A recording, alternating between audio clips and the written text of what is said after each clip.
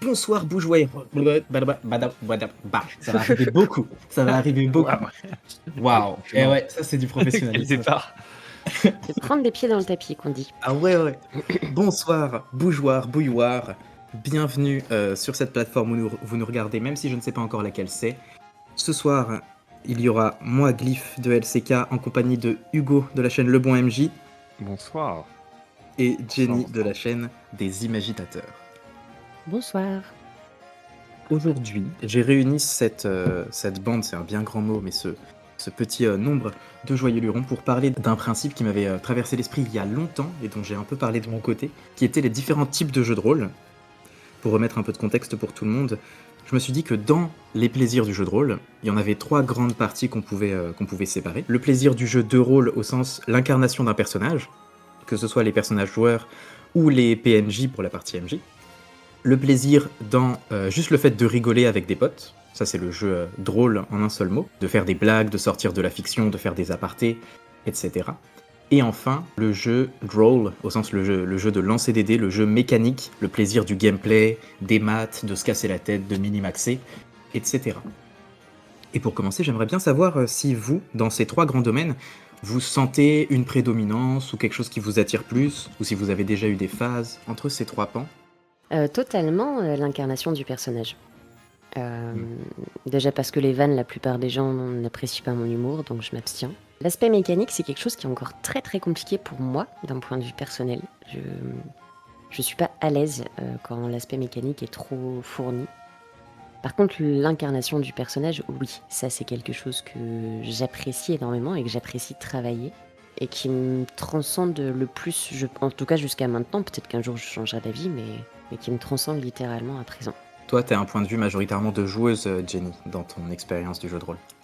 Oui, j'ai été MJ, mais c'est pas forcément là où je m'amuse le plus. Bah moi du coup c'est plutôt le contraire, hein. J'ai beaucoup plus été MJ que joueur, enfin qu'on s'entende que PJ plutôt. Je crois pas avoir particulièrement une prédominance pour l'un de ces trois trucs. On va partir du paradigme, il y a trois types de plaisir. Et dans ces trois-là, ouais, je suis pas sûr d'en avoir l'un plus que l'autre. J'aime bien l'alternance justement. Je m'amuse pas trop si on se contente de jouer un rôle, je m'amuse pas trop si on se contente d'être là pour faire des blagues, et je m'amuse pas trop si on est là que pour faire un jeu de société. Alors que le parti pris de départ, c'était de faire les trois pour moi, en fait, quand on fait du jeu de rôle, tu vois. C'est vrai, tout à fait. En tout cas, le jeu de rôle classique, il est constitué de ces trois points. Est-ce que c'est là actuellement que tu as cet équilibre? Tu l'as toujours eu dans ta carrière, si je peux utiliser ce mot-là, de rôliste? C'est quelque chose que je recherche. Après, pour moi, l'aspect mécanique, ce qui est intéressant, c'est que ça donne une direction. Et aussi, ça met des contraintes auxquelles on est tous soumis à un moment donné pendant la partie et qui dépendent pas de l'un ou l'autre d'entre nous. Et ça signifie pas forcément que ça doit prendre beaucoup de place, tu vois, finalement, d'une certaine façon. Simplement, le fait de contextualiser ce qu'on va jouer, c'est une forme de mécanique. C'est-à-dire qu'on se met d'accord au début sur ce à quoi on va jouer, en fait, tu vois, sans même nécessairement jeter des dés, etc. Le simple fait de dire on va jouer une enquête et vous allez tous être des investigateurs, d'une certaine manière, ça fait partie du cadre, tu vois, la contrainte à laquelle on s'est tous soumis, tu vois. Mhm. Donc, Donc tu ferais rentrer les contraintes narratives dans ce pan-là. c'est ça, ouais. Et c'est pour ça que pour moi, c'est important, même si c'est quelque chose qui potentiellement peut être à minima. Là, tu vois, je prépare une campagne que je veux lancer où les règles elles sont vraiment méga, méga légères. Et Mhm. genre, il y a une mécanique, c'est juste, il y a 3 cartes de tarot. Il y en a une qui représente, on se dit, pour l'instant, les choses sont calmes. Et donc, tant qu'elle est sur la table, et ben, peu importe les jets de dés ou les trucs qu'on va faire, on va pas aller dans l'escalade trop rapide, tu vois, du drama et des enjeux. Ok. Et puis ensuite, on peut passer à la carte de tarot suivante où ça commence à s'assombrir. Et la troisième carte de tarot, c'est mortel. Enfin, c'est-à-dire que on peut arriver au bout de quelque chose là maintenant. Tu vois, si on jette les dés, ça peut vouloir dire la mort de quelqu'un. Donc en fait, Donc, c'est finalement ouais. super léger, mais je trouve que Mais c'est de la mécanique, quoi. Génial. c'est Ça une fait petite passer les mécanique. échecs en échecs critiques, quoi. C'est ça, ouais. Mhm. Et de la même façon, bah, j'aime bien le jeu de rôle avec un accent circonflexe là. Que ce soit. Alors moi je suis plus MJ donc ça va moins être dans l'incarnation, mais c'est pour ça qu'il y a un truc qui rentre pas vraiment là-dedans, c'est le fait, je dirais aussi, d'avoir une histoire satisfaisante, tu vois. Je sais pas Ouais. trop dans quelle case je le mettrais, mais en tant que MJ, ça va plus être ça qui va me préoccuper. Dans ma tête, la narration à long terme, c'est côté incarnation personnage. En fait, il y a l'histoire, le gameplay et la bande de potes, si je le fais très archétypal. Ok, je vois ce que tu veux dire. Et du coup, moi, ça va m'intéresser qu'il y ait des moments où Enfin, j'adore quand à un moment donné, on arrive à quelque chose où plus personne ne parle, je vais pas dire en méta, mais avec du recul sur la situation, tu vois. Tout le monde Même est dans le si... personnage. Ouais, ou même si on est hors personnage, tu vois, il n'y a aucune ironie, il n'y a aucun... on est tous à fond, tu vois, même si c'est pour décrire des trucs HRP, ou si on est là en train de se dire oh, mais qu'est-ce qui va se passer, tu vois. C'est intense émotionnellement et c'est pas... c'est pas la même chose que de faire une référence à un film, tu vois, pour faire rire tout le monde, tu vois. Oui, quand tu Et sens que toute la table est happée dedans, forcément. puis après, j'aime bien aussi qu'en fait, on s'autorise justement à décompresser et à faire des blagues à côté, mais qu'on arrive à alterner entre ces différents modes, tu vois, le plus naturellement possible. Parce que je suis pas non plus ultra fan, tu vois, des parties où tu sens que tu as comme une sorte de chape de pression. Si tu sors de ton rôle, on va te fusiller du regard et tout, tu vois. Donc voilà, j'aime bien l'équilibre. Ok. Je suis assez d'accord que l'alternance est agréable. De mon côté, je suis rentré dans le milieu du jeu de rôle vraiment par un côté casu entre potes. Donc j'ai une prédominance pour le fait de faire des blagues, de tourner la fiction en dérision, sans que ça se fasse au détriment de la dite fiction. Mais je joue beaucoup mes tables comme ça, avec assez peu de sérieux, mais c'est l'habitude de jouer avec des gens que je connais pas aussi qui amènent ça. C'est très dur de se mettre dans le ton de l'incarnation quand tu connais pas les gens. Et du coup, à force de convention ou de faire jouer des potes, je me suis dit l'humour c'est peut-être le meilleur truc pour que tout le monde soit à l'aise, et au pire une blague qui passe pas, en 30 secondes elle est passée quoi. Alors qu'une scène qui passe pas, si tu veux vraiment la jouer, c'est dommage d'imposer ça. Du coup voilà, moi j'ai une grosse prédominance, même si quand je joue, je ferai toujours passer le système en premier, mais ça c'est juste parce que je suis un joueur exécrable. Je suis MJ pour le confort des autres MJ. Si j'étais joueur ce serait terrible. Du coup j'aimerais bien vous passer quelques questions sur chacun de ces pans, et voir un petit peu ce que ça vous évoque. Par exemple, je commencerai par le jeu de rôle, l'incarnation de personnage. Est-ce que ce soit en tant que MJ ou en tant que PJ, vous avez parfois des choses qui vous orientent dans le choix du personnage? Est-ce que vous commencez par une image, par une voix? Moi, je sais que je fais beaucoup mes créations de PNJ, juste avec des sites d'images. Et après, avec l'image en face de moi, je trouve la voix, le caractère, le ton. Comment vous êtes amené à créer des personnages, que ce soit pour les jouer ou pour les MJ? Je vais souvent partir d'un 2-3 traits de caractère en fonction de ce qu'on décide de jouer et un petit peu de ce que je sais. Après ça, je vais aller chercher souvent une image ou une illustration quelque part, même si c'est pas tout à fait ce que j'avais en tête. Et après, je peux peaufiner mon personnage. Et en fait, là, en le disant, je me rends compte que oui, je fais ça absolument à chaque fois. Sans forcément le vouloir, mais c'est vraiment dans ce sens-là que je le fais.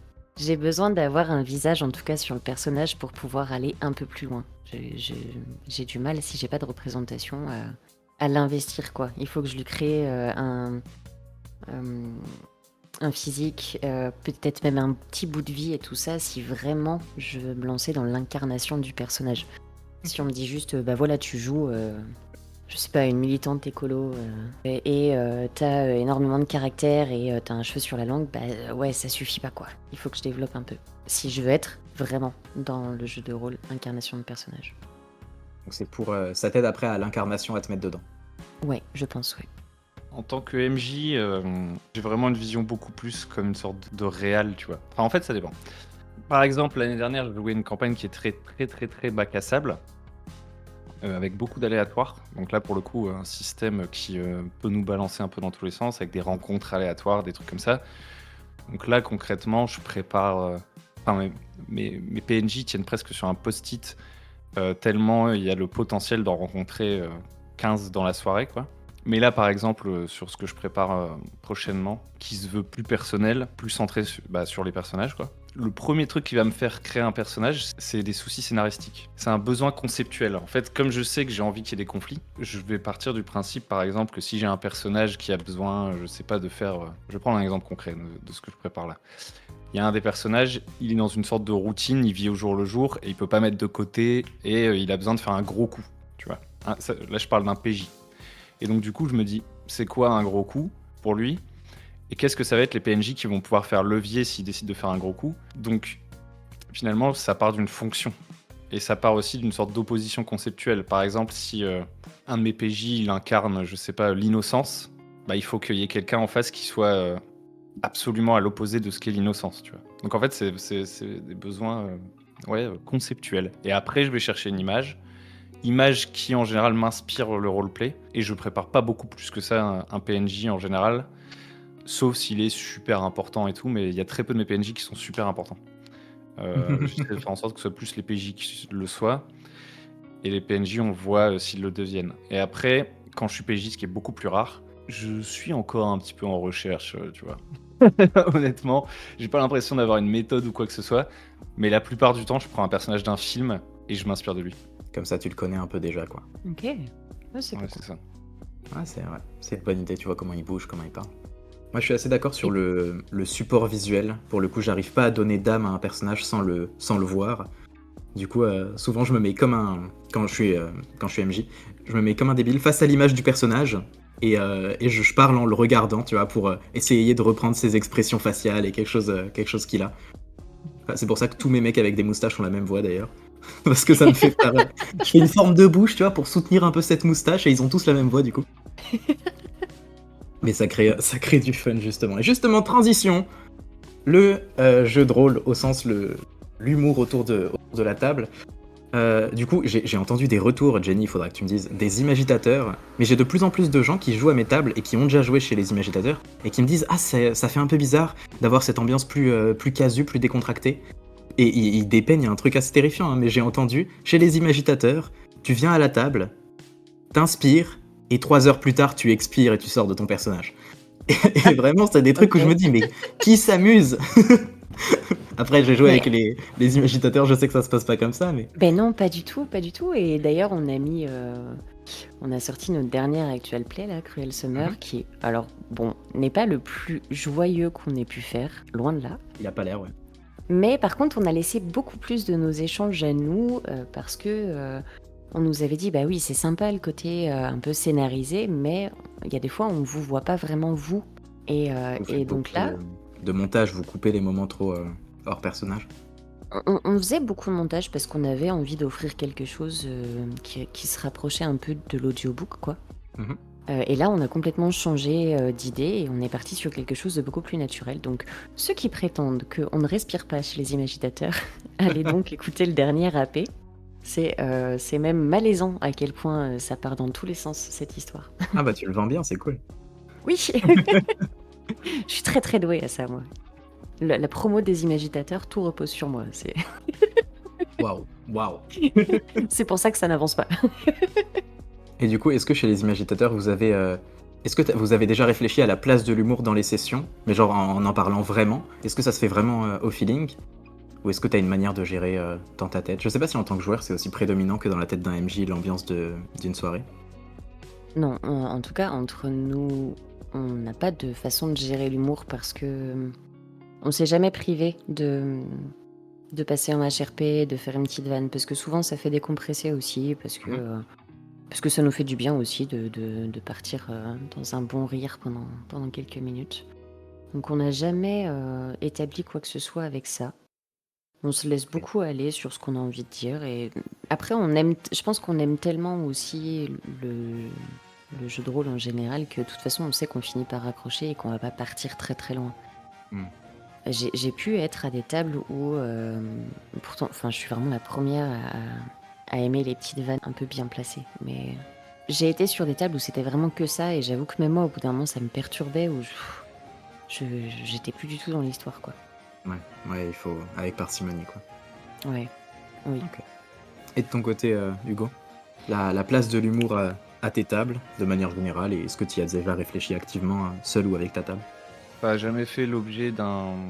En fait, alors je comprends, tout à l'heure tu disais, moi je joue avec des gens un peu plus, on va dire, randomisés, ça dépend des parties, tout ça, et je comprends qu'en fait, l'humour, ce soit assez logique. Parce qu'en fait, pour moi, c'est assez rare, quand tu arrives avec 5 personnes que tu connais pas, d'immédiatement être dans une sorte de forme de confiance qui te permet d'être un peu sensible, en fait, tu vois.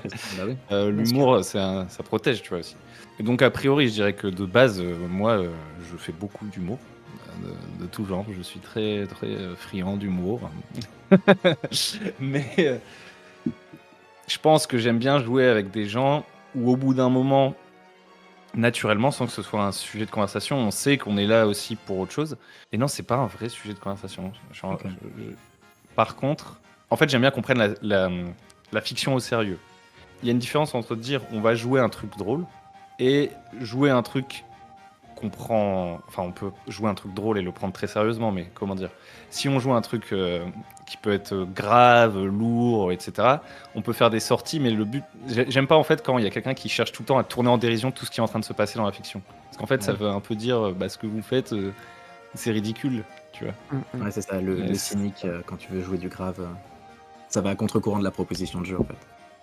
c'est ça. Donc ça veut pas dire que c'est interdit, mais si c'est ça tout le temps, naturellement, je vais probablement pas rejouer avec la personne, tu vois. Je vais pas forcément en faire un gros sujet, c'est juste qu'on n'est pas forcément fait pour jouer ensemble, tu vois. Je cherche pas à garder les gens. Et à contrario, il y a des jeux qui sont faits pour ça, que ce soit fruits et légumes dans sa proposition, ou le concept Voilà. du RDR aussi, où le but c'est juste de se fendre la poire et tant pis pour l'histoire quoi. Ils sont des bonnes portes d'entrée au jeu de rôle d'ailleurs, parce que justement ça retire la pression qu'on peut avoir, comme tu parlais de la sensibilité tout à l'heure, à se montrer vulnérable. Est-ce que vous avez... J'ai eu ça quelques fois, des fois où une blague autour d'une table, une blague a changé complètement la fiction, ou alors nous a ancré un PNJ, créé une mécanique. Euh, Moi j'en ai eu deux comme ça. J'ai eu une fois où ils racontaient des histoires dans une taverne et ils propageaient des rumeurs, et ils ont propagé des rumeurs tellement bizarres que j'ai lancé des dés pour savoir lesquelles étaient vraies, parce que juste c'était trop marrant. Et depuis, à chaque fois qu'ils passent dans un lieu où ils peuvent en entendre, ils doivent faire des rumeurs. Et du coup, ils me disent chacun une rumeur, mes joueurs, je lance des dés, je vois lesquelles sont vraies, et quelques séances plus tard, ils ont un petit écho de ça. Et du coup, la blague est devenue une mécanique du jeu. J'avais aussi pour les joueurs qui arrivaient à me faire interrompre une session en me faisant un fou rire, ils gagnaient quelque chose à long terme, tu vois. Et il n'y en a pas eu beaucoup. Dans l'histoire du jeu, je crois qu'il y en a eu 3, mais où vraiment je hurlais comme un fou, j'ai eu des problèmes avec mes voisins. Est-ce qu'il y a des fois comme ça où l'humour est allé plus loin que son carcan habituel et a déplacé le jeu ou la fiction? Lier le fait de faire rire les autres à une mécanique, non? Enfin, il y a eu des gros moments d'humour, mais j'ai pas d'exemple qui ressemble à ce que tu racontes. Après, bien sûr, il y a des sortes de running gags qui sont assez drôles, Hmm. qui s'installent, genre, tu vois, ton joueur qui, peu importe le perso qu'il joue, il est radin, il est près de son matos, tu vois. Bon, ben, peu importe que tu changes d'univers, que tu changes de fiction et tout, des fois, le mec, il prend une balle un peu dans la fiction, tu vois, alors que finalement, son personnage, il a encore rien dit dans ce sens, tu vois. Tu pars du principe.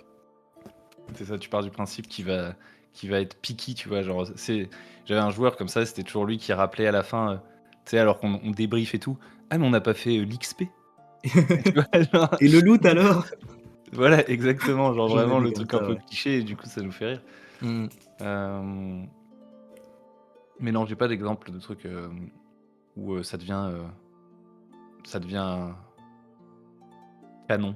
Ou alors Quoique, juste potentiellement, un PNJ, tu vois, qui se un souvient running d'un gag événement, mais qui ça revient. devient pas un truc méta du genre, ça réapparaît partout dans la campagne, tu vois. Ok.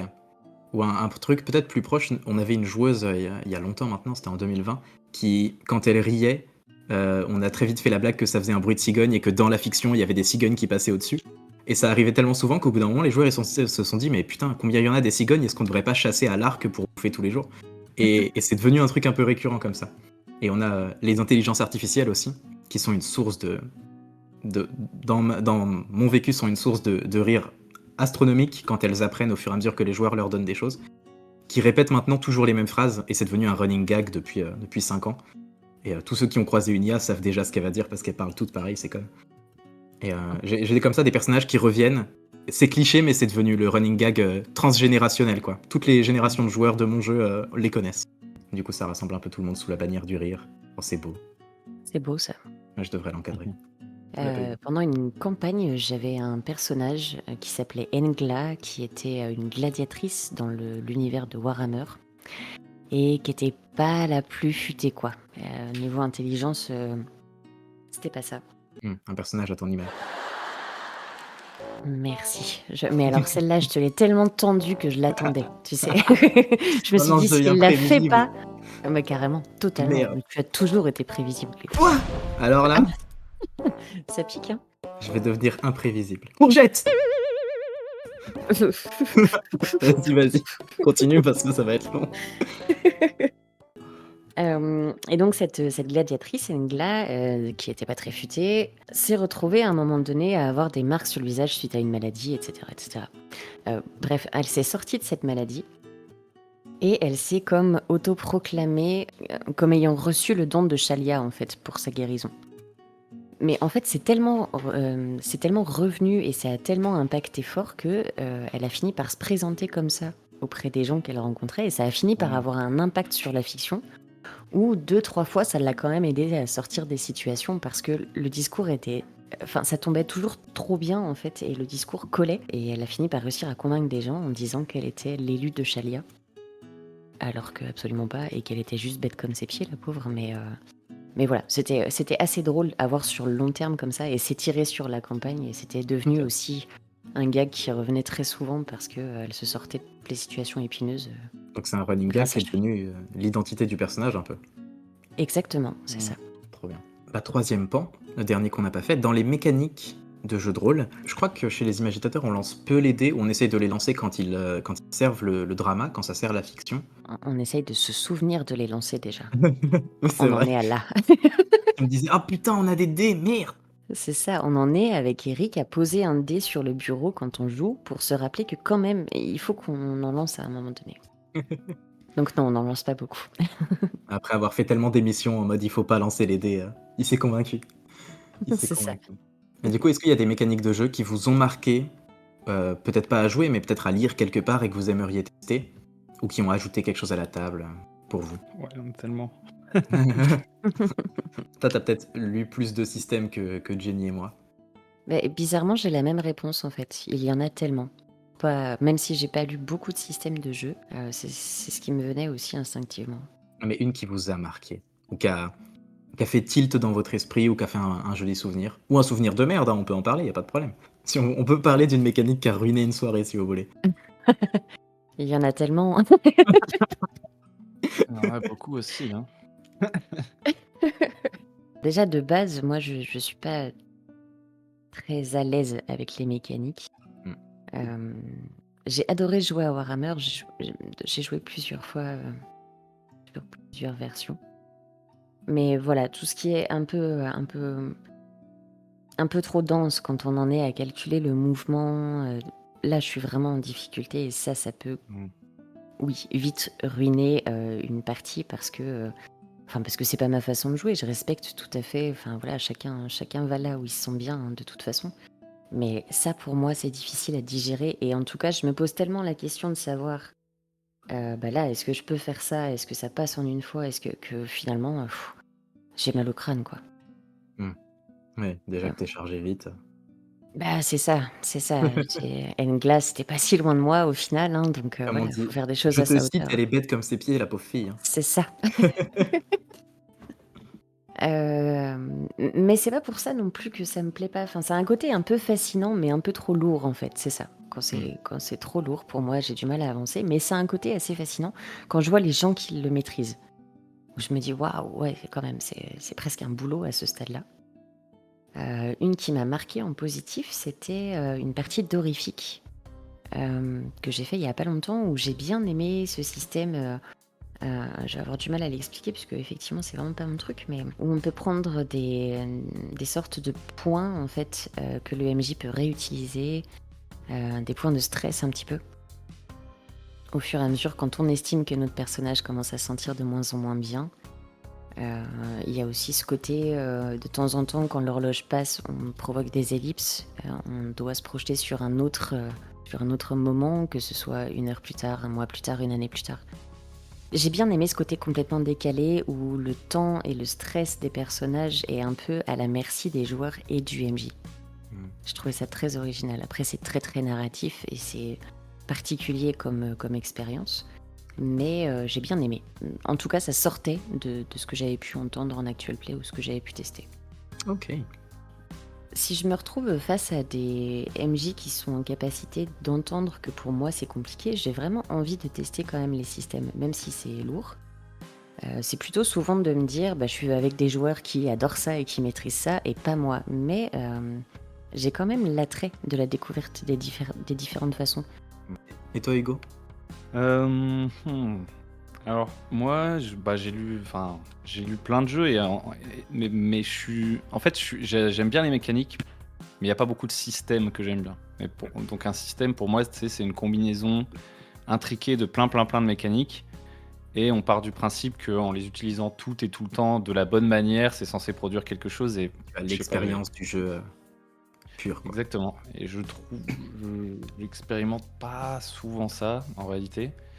Par contre, je trouve que des mécaniques bien senties au bon moment, c'est intéressant. Et en fait, quand tu commences à connaître plein de mécaniques, enfin, là, j'en suis un peu à me dire, si je joue avec des gens où on est déjà en confiance sur le fait que, par exemple, je triche pas, ils ont déjà joué avec moi, ils voient bien que j'essaie pas de les forcer dans une direction. Parce que c'est souvent ça aussi, la mécanique, ça met les gens d'accord sur ce qui va se passer, tu vois ce que je veux dire? C'est Si, arbitre. si c'est que à l'arbitrage, t'as toujours un peu le truc de te dire ah bon, est-ce que mes actions comptent vraiment? Ouais. Euh, Les mécaniques, ça tranche en fait, c'est ça qui est intéressant. Mais dans l'idéal, moi ce que j'aime bien, c'est jouer donc, du coup avec des gens qui te font confiance.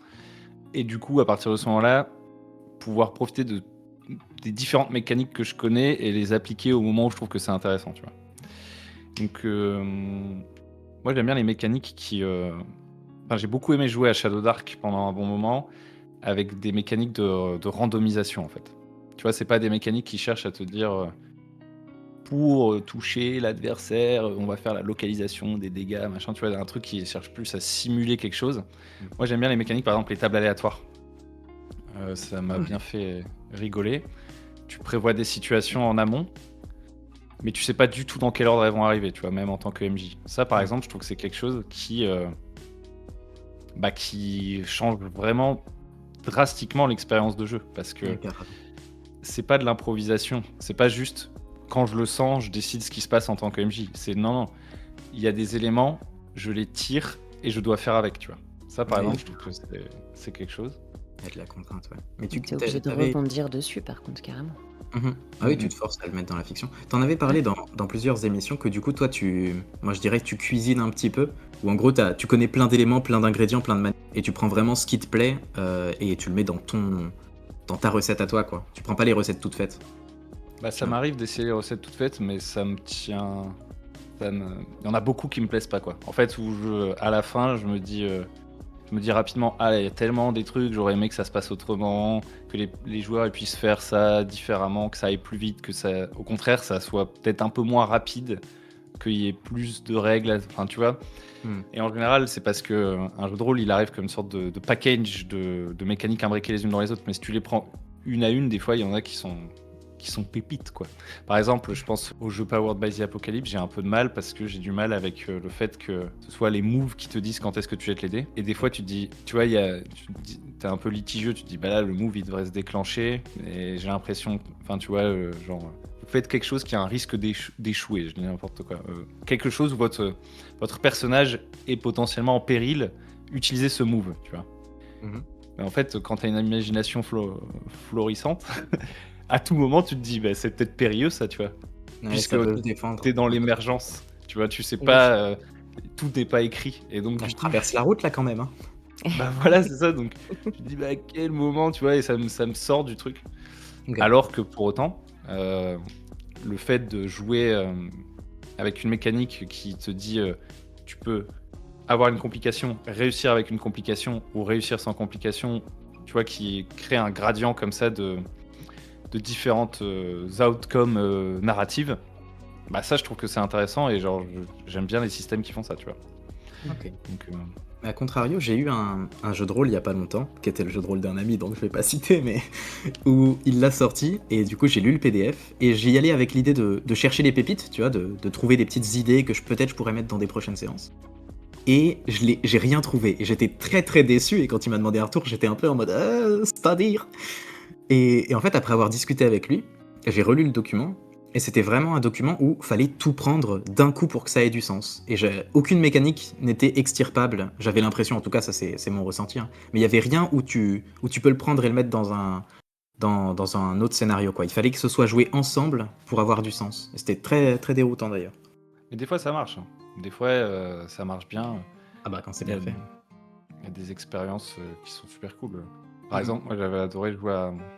Alors, je le refais pas parce que c'est assez laborieux de se mettre là-dedans, mais j'avais adoré jouer à Iron Sword, donc qui est un jeu de rôle solo, et qui pour le coup est vraiment conçu pour ça. Il y a plein de moves et tout, donc c'est complètement l'exception qui confirme la règle, tu vois. Mais c'est peut-être parce que c'était un jeu de rôle solo, et du coup, bah, j'avais ce temps, tu vois, de me dire ah bah ça regardait que moi, tu vois, l'utilisation de la mécanique au final. Oui, il y a personne qui aurait pu, débattre de ton arbitrage, quoi.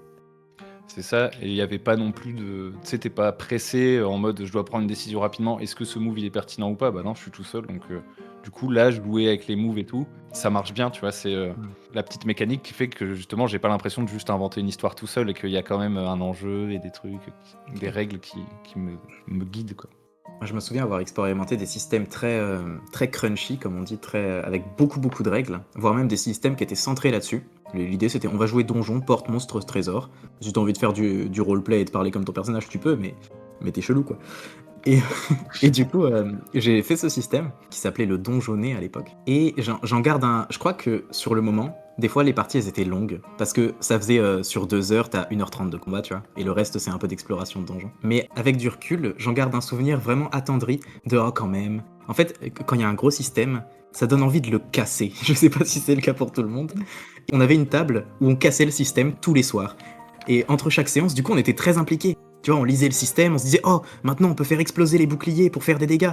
Donc on va prendre tout ce qui peut donner un bouclier au monde, et on va tous les mettre sur le même perso, on fait péter, et on a one-shot des boss. Et c'était une trop bonne aventure, un peu hors du cadre du coup, parce que c'était pas l'expérience qui était prévue, mais ça faisait quelque chose, tu vois, qu'il y ait trop de règles pour que ce soit supportable, ça a amené quelque chose au final. J'ai un bon souvenir de ça. Excuse auprès de ce MJ, le pauvre.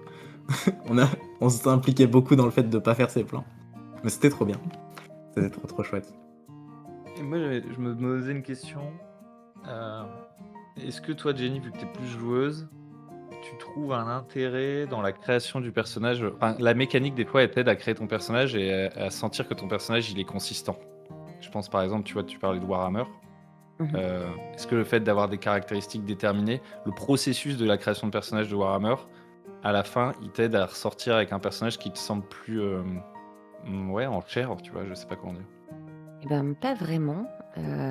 Après, je pense que ça, c'est typiquement l'habitude des imagitateurs où on a très peu de carac. Et c'est quand même là où je joue le plus, même si je joue un peu partout. Mais ça va plutôt être plus compliqué pour moi s'il y a plein de caractéristiques, si la création de personnage est vraiment. Pareil, je sais toujours pas l'exprimer avec les bons mots, hein, mais s'il y a vraiment une attribution de points dans telle et telle caractéristique et tout ça, moi, pour moi, ça va être Hmm. compliqué. Mais parfois, même sans les caractères, t'as des jeux dans lesquels la création de personnages, même créer la personnalité, les objectifs, les complexes du personnage, c'est intégré au système. Je pense à Ouais. le monde des ténèbres, dans Vampire la Mascarade et tous les autres, où tu prends des atouts et handicaps qui sont gameplay, mais qui influencent aussi ta manière de jouer, genre ton personnage il est kleptomane ou des choses comme ça. Mhm. Est-ce que t'as déjà eu des systèmes qui t'ont paru aidants là-dedans, dans la construction du personnage? Non, pas du tout. Vraiment pas. C'est dur à Mais écrire ça, je une pense que création de perso. c'est vraiment propre à moi et j'aime créer des personnages où je leur inflige moi-même un handicap, moi-même quelque chose qui va vraiment pas les aider dans l'histoire et j'aime vraiment être libre sur ça. Ok. En fait, c'est intéressant. Effectivement, bah, tu vois, par exemple, je pense aux jeux comme les jeux Power Basy Apocalypse. En fait, ils vont créer une. Tu vois, ça rejoint ce que ce que je disais au tout début. Tu as des mécaniques qui sont pas si envahissantes que ça, mais qui en sont quand même bel et bien. Par exemple, dans les jeux Power Basy Apocalypse, sur ton playbook, donc ton truc où il y a ton personnage, quoi, tu vas créer un lien avec chacun des autres personnages des autres joueurs. Donc, c'est une mécanique. Et si tu joues ce lien, tu vas gagner de l'expérience. Donc comme ça peut paraître un peu con parce que quand tu arrives dans le monde du jeu de rôle par un biais où on se dit immédiatement ce qui nous intéresse, ça va être de jouer ces liens, de créer des personnages fouillés parce que par exemple on a un bagage littéraire, donc en fait ça nous semble naturel, ça nous semble tout de suite être le truc qui nous intéresse. Tu te dis ça sert à rien, tu vois, j'ai pas besoin qu'on me donne un petit jeton pour me récompenser pour avoir joué mon lien. Et quand tu prends d'un point de vue plus ludique, je sais pas comment dire, genre t'arrives en mode ceci est un jeu avant tout, et voici le livre sur comment y jouer. En fait, si tu étais quelqu'un qui n'a pas été initié au jeu de rôle, en fait, par exemple, et qui découvre le jeu de rôle via le livre, bah en fait, ça te permet, alors que tu vois, ça n'a rien à voir avec tes jets de dés à terme. Hein. Mhm. Pendant la partie, ton lien, il te donne pas forcément des bonus et des machins et tout. Le livre te dit: «Tiens, t'avais pensé à ça, à créer un lien avec les autres personnages? Parce que ça fait Ouais, partie de ma mécanique», tu vois? Et c'est là que je vois. ça peut être intéressant. Mais moi, je suis assez d'accord, tu vois, avec ce que tu disais sur les défauts et tout. Moi, ça m'a toujours semblé, enfin, je vais pas dire que ça m'a toujours semblé naturel. Je sais pas à quel moment je me suis dit que c'était important de faire ça. Est-ce que je l'ai appris dans un jeu de rôle ou dans une vidéo ou je sais pas. Mais maintenant, quand je vois une mécanique qui me dit, vous pouvez regagner, je sais pas, des points de sang-froid en vous adonnant à votre vice, je me dis: je l'aurais fait tout seul en fait. Tu vois, ça m'intéresse pas. Je vois.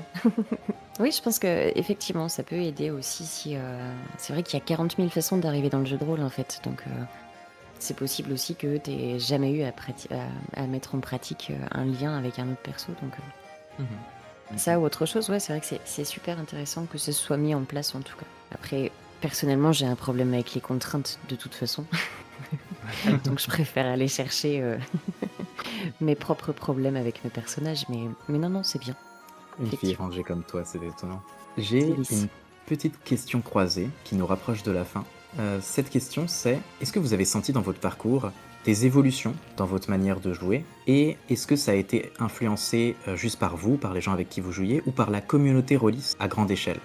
Je vais commencer par moi pour donner une petite peinture. Moi, je fais du jeu de rôle depuis 12 ans et j'en ai 24, donc j'ai commencé, j'étais même pas ado, quoi. Du coup, il y a moi en tant que personne qui s'est construit en même temps que moi en tant que rôliste.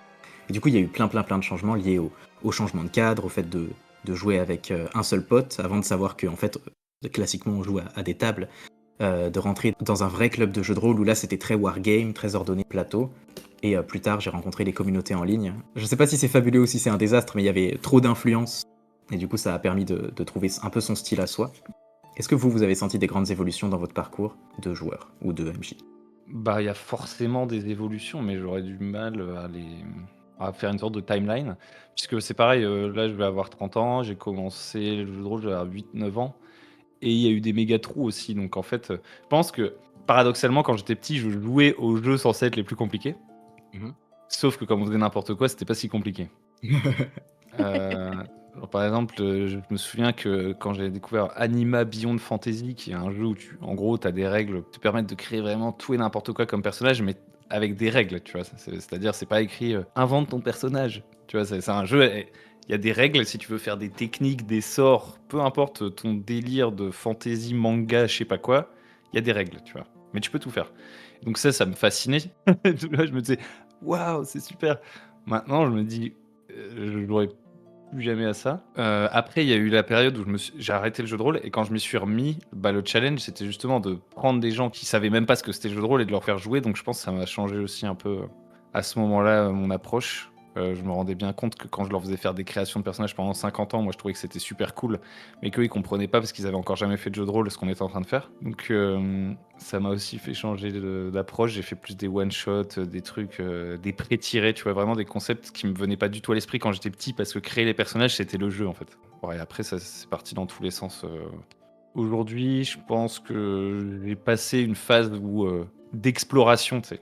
Où je me disais, «Il y a tellement de trucs à tester», vu que j'avais fait une chaîne YouTube, je m'étais dit: «Tu vois, il faut se tenir à la page, il faut tester des trucs pour savoir de quoi on parle et tout». Donc j'ai eu une période où, ouais, j'ai vraiment lu des tonnes de jeux de rôle et j'essayais d'y jouer tel quel, machin et tout. Maintenant, je reviens plus à un truc de jouer avec les mêmes personnes le même jour toutes les semaines. La pratique, c'est plus le rituel de se retrouver ensemble, de savoir qu'on s'amuse bien ensemble et voilà, aller au fond de l'expérience qu'on cherche, tu vois? Pas essayer un nouveau jeu à chaque fois avec des gens différents. C'est vraiment, Vous, c'est une soirée entre copains bien ancrée et du coup, vous façonnez votre jeu de rôle à vous, quoi. c'est ça.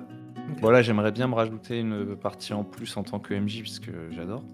Mais j'ai aussi une partie joueur et plus de 2 parties par semaine, ça commence à devenir compliqué. Et toi, Jamie, dans ton parcours de jeune rôliste, finalement? De bébé rôliste encore. Bébé rôliste, moi je dirais un peu plus quand même. 4 ans, hein. Ça fait 4 ans. Ouais, c'était mon petit nom il y a encore un an en arrière, bébé rôliste. Mais c'est vrai qu'il y a plus personne qui m'appelle comme ça, Non, à ça me 4 ans de jeu de déprime. rôle, t'es plus bébé rôliste en vrai. Oui, c'est vrai. C'est vrai que ça fait 4 ans T'es déjà. peut-être dans ta phase adolescente par contre.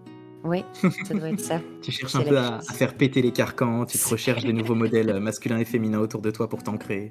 Et puis, Déjà, ça te vous avez prend, cité vos âges tous les 2. Moi, je dirais pas le mien parce que j'avoue, Non, c'est vexant. la pudeur l'empêche. C'est ça. Mais sachez que vous êtes des genoux, hein. Oui. Même nous deux, additionner nos âges, on est encore trop jeunes, tu vois. Non, quand même, déconne pas. c'est Calme-toi. violent, là. Donc oui, en tant que rôliste, oui, forcément une évolution, surtout que moi j'ai commencé le jeu de rôle en ne sachant pas du tout ce que c'était.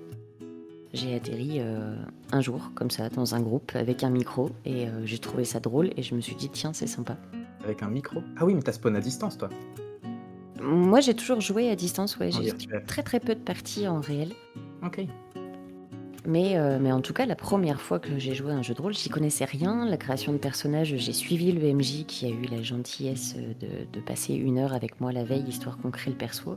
Je comprenais rien à ce qu'il me racontait et il m'a dit, bah voilà, t'as une fiche de personnage, c'est cool, tu cliques là quand je te dis de cliquer là. Ok, ça va, ça devrait le faire. Voilà, ça c'était le début. Donc forcément qu'il y a eu de l'évolution et heureusement, à travers quoi le fait d'enchaîner les parties, puisque c'est vrai que j'ai énormément joué à une période quand la passion s'est mise à être dévorante. Énormément dans le sens beaucoup trop, je déconseille à quiconque de faire ça. Quand vous faites 6 parties par semaine, c'est pas bon Ah, t'as du fait une tout. boulimie du jeu de rôle, toi. Ouais, totalement, totalement. Et j'en ai fini épuisée. Beaucoup d'actual play aussi, d'essayer de comprendre un petit peu comment ça fonctionnait, qu'est-ce qu'on pouvait amener à une table. Et puis je pense le fait de jouer un peu partout finalement, moi c'est quelque chose qui s'est installé et je suis très contente de ça, d'avoir pu vraiment jouer avec des tables très différentes, avec des MJ très différents, d'avoir pu être MJ aussi avec tout un tas de gens très différents. Et t'es resté Et longtemps comme ça, sans table fixe. ben, STF. j'ai commencé avec une table fixe, donc parce que tu dis que j'ai 4 ans d'expérience, mais en fait sur mes 4 ans d'expérience de rôliste, j'en ai déjà eu 2 avec les mêmes personnes, sans bouger, en jouant que tous les 4, sans fréquenter quiconque à côté. J'ai commencé à fréquenter les communautés 2 ans après, donc en fait ça fait que 2 ans vraiment que je discute du JDR au-delà de faire des parties. Et j'ai oublié ta question. T'inquiète, c'est parfait. Ok. Non, mais t'as très très bien répondu. C'était un petit Ok. parcours de vos expériences et de l'évolution. Bah, du coup, t'as parlé un peu de il y a 4 ans, d'il y a 2 ans. Comment maintenant tu vis le jeu de rôle? Maintenant, de manière plus raisonnée déjà, je ne fais plus 6 parties par semaine. J'ai C'est arrêté. bien. Ton Et patron c'est est très bien. content que tu sois là. Oui, et mon sommeil me remercie. Maintenant, il y a la table régulière avec les imagitateurs qui correspond un petit peu à ce que tu disais, Hugo. C'est retrouvailles hebdomadaires avec les copains et on part un petit peu dans nos délires. Et à côté, quelques parties aussi avec des tables avec qui j'aime aller, avec des personnes avec qui je me sens en confiance. Ça me manque un peu actuellement d'aller popper sur une nouvelle table et de me mettre un peu à l'épreuve. J'ai une toute dernière question qui nous fera conclure. Aujourd'hui, donc tous les deux, vous faites ou vous participez à du contenu sur Internet, du contenu qui est public et qui est en lien avec l'univers du jeu de rôle. Comment vous le définiriez rapidement, parce que Jenny est très bonne à ça, et ensuite, comment ça complète votre expérience du jeu de rôle? Est-ce que c'est un petit truc où vous faites des débriefs, ou est-ce que ça approfondit votre expérience du jeu de rôle quelque part? Bah, clairement, oui. Déjà, comme moi, à la base, ma chaîne, c'est Le Bon MJ. Mhm. Le principe, mais ça c'est largement ouvert sur beaucoup d'autres concepts, c'était de faire des tutos, tu vois. À l'époque, ouais. Quand tu fais, c'est ça. Donc quand tu fais des tutos, bah déjà t'essayes de formaliser un peu des trucs. Donc au début, bien sûr, t'as un énorme sentiment d'illégitimité, mais tu le fais quand même.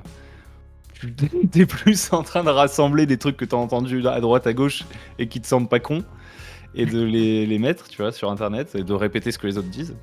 Mais mine de rien, c'est déjà un travail de formaliser, tu vois, tu fais le tri de ce que toi tu trouves vrai, ce que tu trouves pas vrai. Et après, ouais, ça m'a amené comme je faisais de plus en plus de la review de jeux, etc., à me concentrer beaucoup plus, enfin, à essayer d'avoir un regard beaucoup plus fin sur les jeux auxquels je jouais. Ça m'a amené à créer un Discord qui a fait que je me suis mis à jouer avec plein de gens. D'ailleurs, ça c'est un énorme avantage concurrentiel. Vous faites, je le dis à chaque fois, vous faites une chaîne YouTube où vous parlez de comment vous jouez au jeu de rôle. Et les gens qui vous regardent et qui trouvent que ça cool, c'est les gens avec qui vous allez jouer. Et ouais, puis C'est pas mal, tu vois. ça fait du tri direct. C'est ça, t'as une sorte de manifeste, tu vois. Tu fais, moi, c'est ça que j'aime bien dans le jeu de rôle. Et il y a des gens qui font, ah bah moi aussi, bon, bah jouons ensemble. Très pratique. Dernier truc parce qu'il y a eu des tables rondes, donc ça t'amène aussi à discuter avec des gens. Enfin, en fonction de ce que tu fais, il y a tellement de possibilités. Et un truc pas mal, ça a été de faire la Shadow March, donc qui est une sorte de camp. En fait, je faisais des récaps de la campagne que je jouais. Moi, je suis pas trop actual play. Par contre, je trouvais que le fait de faire après la partie, une fois que le débrief est fait, que tout le monde s'est déconnecté, etc., moi, je lance la caméra et j'explique ce qui s'est passé, je montre, À chaud. j'explique tous les trucs, ben, ça prolongeait l'expérience, tu vois. Ça a ajouté une dimension supplémentaire. Les joueurs pouvaient le regarder après la partie. Les autres gens, je pouvais expliquer aussi mes choix de MJ, tu sais. Trop bien. Et tu le faisais vraiment juste après la session. Ouais, pour que ce soit chaud ou frais, ça dépend du Ouais, sens c'est que tu vraiment un donnes. prolongement de la séance, quoi. Exactement, tu vois, genre tu te dis, là, le joueur, il a fait ce jet de dés là, et je me suis dit, putain, qu'est-ce qui va se passer, quoi? Est-ce que... Enfin, tu vois, c'est vraiment Ah, ça, ça tu vois, fait mal, c'est génial. Ouais, c'est ça. Tu parles avec les guts, tu vois. Et Ouais. du coup, je trouvais que c'était cool parce que l'idée initiale, c'était d'avoir une sorte de... Tu vois ce qui se passe dans la tête du MJ, tu vois, ce qui est assez rare, en fait. Mhm. Donc, c'est Ouais. pas exactement ça, mais puisque c'est genre 30 minutes après. Mais c'était ce qui peut se faire de plus proche, je pense, puisque c'est à chaud. Donc, à la base, ça, c'était ce que j'espérais pour les gens qui regarderaient. Mais pour moi aussi, c'était cool, ça rendait le truc vraiment intense, quoi. Je vivais 2 fois la partie. Et puis, comme une fois que j'ai fini d'enregistrer et je fais le montage, je la vis une 3e fois et je la regarde quand j'ai fini. Et du coup, les trucs, ils me semblent tellement moins éphémères Ouais. de ce fait-là. Bah, ça s'ancre dans tout Euh, un processus, quoi. c'est ça. Par contre, c'était super fatigant. Donc, après, je me disais, il faut que je fasse ça tout le temps parce que c'est trop bien. Mais en vrai, je ne fais plus là. Ouais, Ah bah, Je la le c'est referai charge clair. peut-être sur une autre en temps campagne. et en énergie, elle est lourde. Tu C'est m'étonnes. ça, ouais. Ah, le montage, je sais pas comment tu fais. Moi, j'ai des gens qui montent pour moi, mais sinon, j'existerais pas sur YouTube, quoi. Infaisable. Oh, mon montage, c'est genre vraiment. J'ai un logiciel que j'ai acheté en one buy, c'est Time Bolt. Il détecte les silences. Je mets en x1,75 et et je regarde tout le truc et ensuite ça processe. Hein. Avant, je faisais du montage avec des images, je choisissais des musiques et tout. Maintenant, je suis dans un truc vraiment Maintenant, c'est fini. minimaliste. Ok. Ok. Mais c'est pas plus mal, ça rend autre chose. Ouais, bah ouais. De l'autre côté Il y a- du spectre, il y a l'usine à gaz. De ton côté, Jenny, les imaginateurs où c'est très technique. Du coup, ça propose une expérience très, très différente. Mais, Oui. mais c'est spectaculaire. Moi, j'ai vu les transformations des actual plays que j'ai joué et ce qu'il en sort à la fin. Oui. Et c'est merveilleux. C'est merveilleux. C'est vrai que c'est quelque chose qui m'avait beaucoup impressionné avant que je rejoigne la chaîne quand j'écoutais. Et maintenant Et bah maintenant toujours, mais Dis-nous la vérité. On veut savoir. non, ça m'impressionne beaucoup. C'est juste que je vois l'envers du décor aussi. Que pour être honnête, pardon, j'ai galéré aussi à apprendre le montage puisque c'est encore très récent en fait. Hein. Ça fait 7 mois que j'ai rejoint la chaîne. Mhm. J'avais jamais fait de montage du tout, ni audio, ni vidéo. J'avais jamais créé de board, j'avais jamais fait tout ça. Ça fait déjà 7 mois. Bah ouais, Ah, ouais, ça ouais, passe enfin, si vite. ça fait que 7 mois, ça fait déjà 7 mois, je sais pas, je saurais pas dire. Ok, comment tu décrirais ce que font les imagitateurs et le contenu que vous proposez, ou en tout cas celui auquel toi tu participes? Alors, il y a vraiment 2 choses différentes sur la chaîne maintenant. Il y a vraiment les actual plays qu'on propose, où là, c'est une bande de 4 anomalies de la vie qui s'éclatent sur des actual plays et qui finissent par le monter pour offrir un truc un peu agréable à écouter, essayer de transporter un peu les gens dans des histoires. Et si ça marche, tant mieux. Et si ça marche pas, tant que nous on s'est amusé, honnêtement, ça nous suffit. Il n'y a pas d'objectif. Mais par contre, dans les retours, quand on nous dit waouh, j'ai passé un super moment à écouter, bah forcément, ça fait toujours hyper plaisir de se dire bah voilà, dans le quotidien qui est pas toujours hyper rose, hein, métro, boulot, dodo, les journées un peu grises, là, le mois de novembre qui se pointe. Bah, quand on a quelqu'un qui nous dit Là-dessus. bah, j'ai passé 1 heure géniale, ah putain, trop bien. Ça fait vraiment plaisir. D'avoir un petit truc un peu réconfortant. C'est Ok. ça. De l'autre côté, il y a les discussions que j'ai mis en place il y a quelques mois maintenant. Au pays de Jenny. Au pays de Jenny, c'est ça, tout à fait.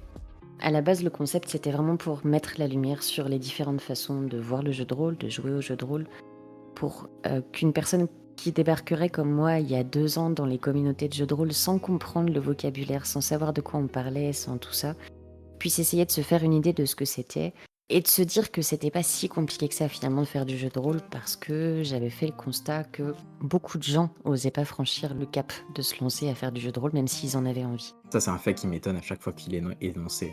Et pourtant, vraiment beaucoup de personnes m'ont dit ça. C'est ouf. C'est fou en 2020. Et par contre, les discussions se sont transformées en finalement quelque chose d'assez agréable, enfin quelque chose qui est devenu très agréable pour moi, alors qu'à la base, ça partait d'une envie de se dire, bah voilà, on réunit un petit peu sur une même chaîne les différentes visions. Et finalement, ces moments passés avec chaque personne, à mettre un peu la lumière sur eux, à voir ce qu'ils font, souvent ce qu'ils font dans leur vie aussi. Enfin voilà, il n'y a pas eu que des rôlistes aguerris qui sont venus et c'était très sympa aussi de découvrir les personnes telles C'est qu'elles vrai. étaient. Il y a eu des psys, des Mhm. performeurs. Ouais. Mhm. Je pense à Amour, Gloire et Dragon où ça a été une interview épuisante. Coucou à vous trois, hein, vous m'avez mis sur les rotules, Ah, mais c'est c'était impressionnant. génial. C'est des Ils monstres. sont extraordinaires. Ouais. Mhm. Et ces moments de partage un peu, en fait, finalement, comme j'aimerais avoir en allant boire un café avec quelqu'un, je les ai aussi à travers ces instants-là. Donc ça amène autre chose, mais voilà. Est-ce que quelque part c'est pour combler ta solitude, disais? Alors non, vraiment, la solitude, je l'ai vraiment pas. Ah, trop de gens tout le Sachant que je temps. travaille avec 250 personnes toute la journée, non, j'ai pas de sentiment de solitude. Bon, du coup, Hugo, je voulais savoir, tu as défini ta chaîne par comment elle a commencé, par le fait de vouloir transmettre, presque d'enseigner un petit peu. C'était Aristote qui disait pour vraiment comprendre quelque chose, il faut l'enseigner. Ouais, je me la pète. Et je voulais savoir comment aujourd'hui tu définis ta chaîne, parce que tu fais assez peu de tutos maintenant, ou alors dans des formats plus longs, en 20-40 minutes, où tu parles d'un concept et de ton rapport à lui, l'empathie, le lore, pour citer les derniers. Comment tu définirais aujourd'hui ce que tu fais sur ta chaîne? Bah, là, récemment, en fait, l'année dernière, donc je suis encore au passé, désolé, mais l'année dernière, j'étais en mode à fond la Shadow March, en fait, là, ce concept dont je parlais plus tôt. Mhm. Et quand ça s'est fini, j'ai eu une sorte de vide, tu vois, je me disais. Mais en fait, j'étais épuisé à la fin, mais je me disais, l'objectif, c'est d'en refaire une. Et en fait, j'ai essayé de relancer ça et j'y arrivais pas, c'était pas pareil et tout. Donc, j'ai eu un peu un truc où j'en avais un peu marre parce que tu vois, je faisais 3 vidéos par semaine, enfin, c'était un peu débile. Et là, maintenant, je fais plus qu'une vidéo par semaine en ce moment. Mais tu vois, il y a pas de grande stratégie, tu vois, il y a pas de vision. C'est pour ça que je peux pas te dire, là, maintenant, la chaîne, c'est ça. Là, je Ok. fais juste une vidéo par semaine. J'ai 2 trucs un peu en parallèle. Je retourne à un jeu qui s'appelle Degenesis, qui est vraiment un univers que Ah j'adore. là là, c'est clair. J'en connais C'est pas vraiment beaucoup, mais alors là, je suis d'accord. Ah, Dead Genesis, c'est vraiment la folie. Bon, faut Carrément. aimer les trucs un peu trash, mais c'est vraiment ouf. Et donc là, ce que j'ai commencé à faire, bah, c'est à faire des vidéos sur Dead Genesis et à lancer un podcast Dead Genesis où j'invite des gens qui sont passionnés de Dead Genesis et on parle de Dead Genesis. Donc beaucoup plus niche, mais juste, bah, ça me fait plaisir de parler avec des gens qui sont fans. Et mais à côté, j'ai aussi une sorte de... J'essaie de faire des vidéos plus qui partent d'une question. Tu vois, pas d'un problème à résoudre. Par exemple, ma dernière vidéo, c'est l'empathie. Tu vois, Oui. c'est un peu... Non, c'est vrai ça. C'est un peu vague. Et en fait, c'est parce que je trouve pas de meilleur titre, parce que c'est un peu des circonvolutions. C'est-à-dire que pendant une semaine, je pense à un truc et j'essaye de restituer un peu mon cheminement. Donc l'intro, en général, a plus grand-chose à voir avec la conclusion, mais il faut quand même donner un titre au truc. Donc en fait, c'est un peu moi qui philosophe tout seul et qui parle tout seul. Mais j'aime bien. Et il y a d'autres gens qui aiment bien, donc je suis Ouais, content. ouais, moi j'ai trouvé ce format fort chouette, continue, il était vraiment bien. Bah, Bon, tu vois, je t'avoue que je connais pas, mais ça me donne vraiment envie d'aller écouter. ah, Donc, c'est vraiment chouette. Je vais pas vous prendre plus de votre temps que vous m'avez généreusement accordé. Merci beaucoup à tous les deux. merci à toi, merci à toi aussi, Hugo. À vous deux. Un vrai plaisir. Et ben ouais. Yes, c'était cool. Du coup, voilà, dans les 3 concepts de jeu de rôle, trouvez ce qui vous plaît. Prenez soin de vous, prenez plaisir à vos tables et Cheers. Cheers. cheers.